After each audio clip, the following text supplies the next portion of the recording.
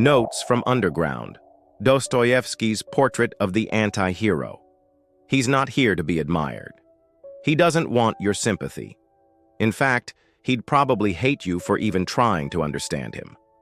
Notes from Underground, written by Fyodor Dostoyevsky in 1864, is not a novel in the traditional sense. It's a monologue, a rant, a confession, and it's one of the earliest and most haunting portraits of the modern anti-hero.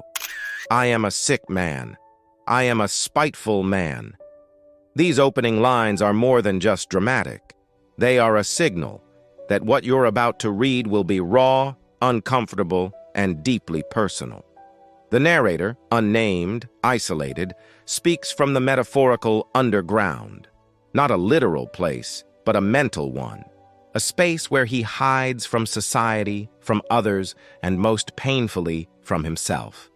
He is intelligent, overly self-aware, but also bitter, resentful, and paralyzed by his own mind.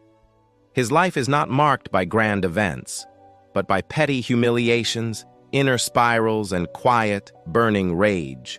Close-up of a man sitting still as the world moves around him in time-lapse. The underground man is obsessed with freedom. Not the kind you fight for, but the kind that traps you in your own indecision. In one of the book's most famous passages, he mocks the idea that humans act in their own self-interest. If given the chance to choose what's good for us, he argues, we often do the opposite, just to prove that we can. He hates predictability, hates being reduced to a formula.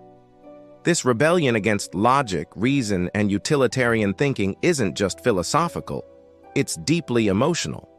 For him, being free means being chaotic, even self-destructive. As he puts it, man likes to make roads, but he also likes to destroy them.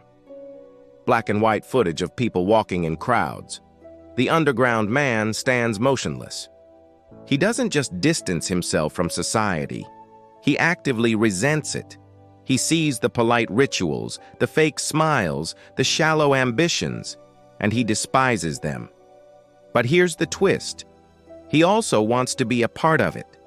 He wants to be noticed, to be respected, even loved.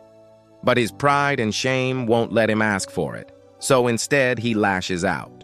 In one scene, he stalks an officer for weeks, just to bump into him in the street, a pathetic attempt to assert his existence.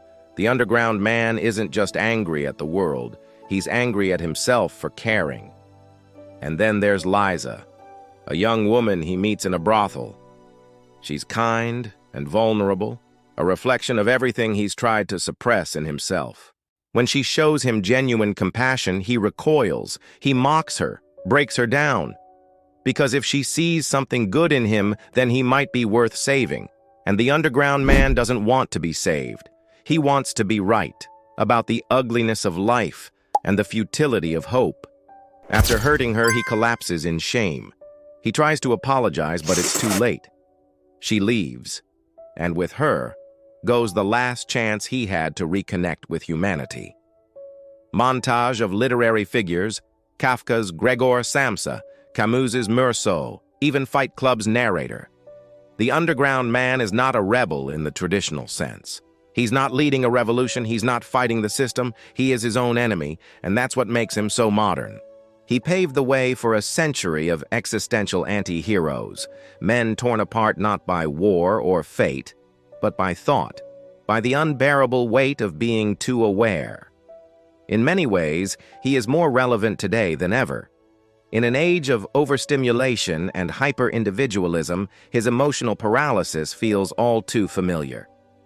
Notes from Underground is not a book you read for answers. It's a book that holds up a mirror and dares you to look.